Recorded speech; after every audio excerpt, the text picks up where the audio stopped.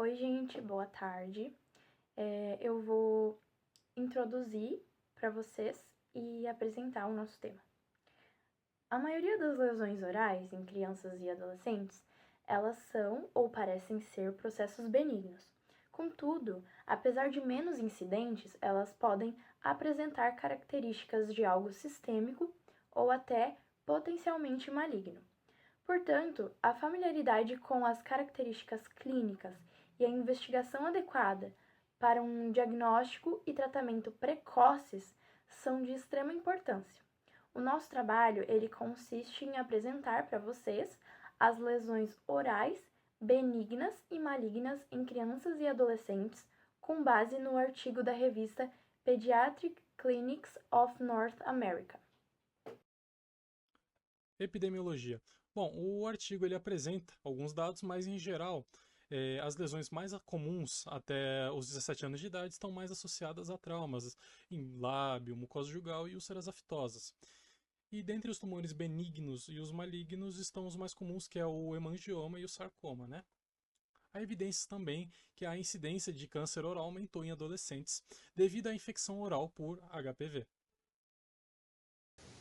A anamnese detalhada é fundamental para levantar hipóteses diagnósticas. Nela deve conter perguntas como quando e o que pode ter causado a lesão, se dói, como está a dor, a intensidade ou o tempo de evolução, se há sangramento, aumento ou perda de sensibilidade, se tem secreção, odor ruim, trismo, disfonia, disfagia, presença de massas cervicais, além de escolher o histórico médico, odontológico, cirúrgico e também investigar o histórico familiar é bem importante. O exame físico é necessário para compreender a anatomia da cavidade oral e é essencial fazer um exame físico minucioso. Ele engloba o olhar clínico e a palpação. Intrabucal, em busca de regularidades, avaliando cor, firmeza, elasticidade e aspecto. E extrabucal, como de linfonodos, base da língua e dos nervos. A gente também pode utilizar alguns exames complementares para facilitar o nosso diagnóstico final. A tomografia computadorizada quando há suspeitas de lesão em osso e quando há suspeitas de lesão em tecido mole, dá para se utilizar o contraste intravenoso. A ressonância magnética para lesões extensas ou suspeitas de lesões malignas em tecidos moles. A biópsia excisional para lesões menores e isoladas e a biópsia incisional para lesões extensas ou com potencial maligno. A punção aspirativa para lesões císticas ou preenchidas com líquido e a citologia esfoliativa, quando há suspeita de etiologia infecciosa. Para etiologistas de cunho sistêmico, são necessários exames laboratoriais e possivelmente testes específicos dependendo do diagnóstico diferencial, e ainda acompanhar com especialistas pediátricos. Agora que já demos algum embasamento para alguma hipótese diagnóstica, vamos às lesões propriamente ditas.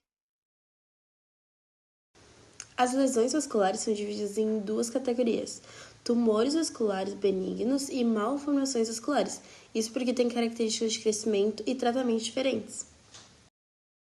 Bom, o hemangioma infantil, ele é uma lesão dos vasos sanguíneos. O aspecto clínico vem com características avermelhados, elevados, consistências borrachosas à palpação. Geralmente, ele é localizado em lábios, mucosa jugal e língua. O início dessa evolução pode surgir a partir dos 2 meses de vida. Em cerca de 50% dos casos, ocorre a involução espontânea até 5 anos de idade. Quando devemos tratar? Na maioria dos casos, não é necessário tratamento, apenas um acompanhamento. O tratamento ativo é se tiver sangramento, ulceração, infecção, edema, inchaço exagerado. Malformações linfáticas ou linfangiomas são lesões císticas pequenas com aspectos de ovos de peixe, ovos de salmão, né? Estão presentes desde o nascimento, com crescimento proporcional à idade, e o tratamento vai depender do grau de comprometimento funcional, né? Em casos mais brandos, higiene adequada e profilaxia já reduzem o risco de infecção, Mas em casos que fique maior que 2 centímetros, né, utiliza-se escleroterapia e excisão cirúrgica. As malformações venosas são presentes desde o nascimento, são lesões azuladas ou arroxeadas e compressíveis. O acúmulo de sangue pode gerar trombos com calcificações e dor intensa. Para o diagnóstico podem ser usadas ultrassom com Doppler ou ressonância magnética. O tratamento é multimodal, ou inclui manejo conservador, escleroterapia, laser terapia e excisão cirúrgica. São áreas focais de proliferação vascular, geralmente em resposta a trauma local ou irritação crônica como cálculo dental ou aparelho ortodôntico. O aspecto clínico geralmente é uma massa lobulada, sangrante, avermelhada, indolor, crescimento lento, localizado geralmente em gengiva. Já o múcoli, ele é um pseudocisto em mucosa jugal, palato translúcido e flutuante que pode regredir sozinho. A rânula é um múcoli, é maior, azulada, mergulhante em glândulas sublinguais, tratada por marsupialização.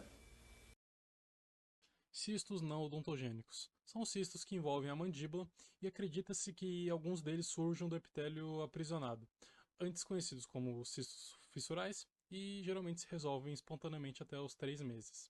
E dentre deles estão as pérolas de Ipsland, que são encontrados em 80% de todos os recém-nascidos. Os nódulos de Bog são cistos de inclusão associados às glândulas salivares menores, são pápulas brancas e surgem entre o segundo e o quarto mês de vida.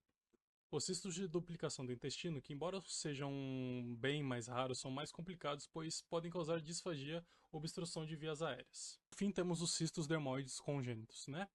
Que são neoplasias benignas que podem ter folículos pilosos, glândulas sebáceas ou sudoríparas, né? Tem aspecto de saco de bolinhas de gude. Dos 7% que acontecem em cabeça e pescoço, 23% estão nos assoalhos da boca. Os cistos odontogênicos, eles são subdivididos em inflamatórios e de desenvolvimento. Eles representam 80% de todas as lesões odontogênicas. Dentre eles, os cistos radiculares ou os periapicais, que correspondem a aproximadamente 60% dos cistos odontogênicos.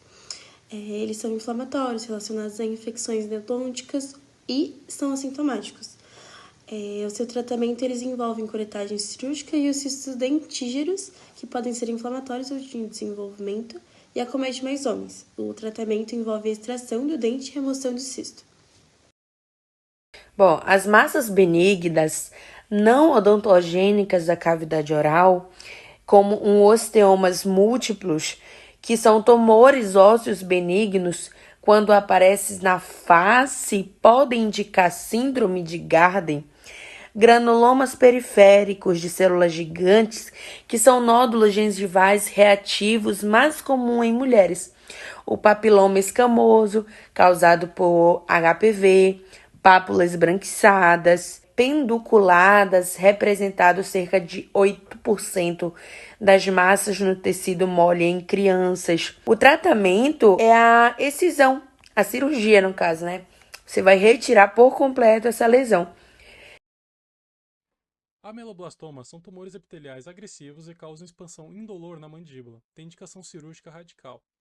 Temos também os tumores odontogênicos, queratocísticos ou queratocistos, são localmente destrutivos e têm alta taxa recidiva. São associados à síndrome de Gorlin-Goltz e é necessário várias cirurgias para a remoção total. Os odontomas são tumores benignos de origem mista, epitelial e mesenquimal. São malformações hematomatosas e assintomáticas, diagnosticadas por radiografia e seu tratamento é enucleação. Então, a cianulolitiase, que é a pedra da glândula salivar, é rara em crianças e ocorre em menos de 5%. Pode ser tratada com estimulação da salivação ou cirurgia. Já o adenoma pleuromórfico, ele representa mais de 90% das lesões salivares benignas. São massas indolores, de crescimento lento, e o diagnóstico é feito por punção aspirativa. A cialometaplasia necrosante é uma inflamação rara, que pode simular malignidade e surge como uma úlcera profunda no palato e autodelimitada de 4 a 10 semanas. Bom, as manifestações orais de doenças sistêmicas são alterações metabólicas, variando desde aftas comuns e sapinho até sinais de síndromes genéticas, deficiências nutricionais ou doenças autoimunes ou infecciosas. Lesões malignas. São sinais de alerta para malignidade, como bordas irregulares, tecido friável e sangrante, crescimento rápido e destrutivo, lesões dolorosas e acompanhamento de sintomas sistêmicos. Nós podemos fazer a palpação e biópsia incisional para diagnóstico. O tratamento também é feito por médicos especializados e envolve quimioterapia e radioterapia. Sobre o sarcoma, ele é a lesão maligna mais comum de cabeça e pescoço em crianças e tem crescimento rápido e são localmente destrutivas, também fazem metástases distantes. O osteosarcoma é a malignidade em osso mais comum e existem outras lesões malignas pediátricas também, que incluem histiocytose, carcinoma mucoepidermoide, carcinoma adenoide cístico, e a identificação e o diagnóstico precoce dessas lesões facilitam a escolha de um manejo adequado para a situação.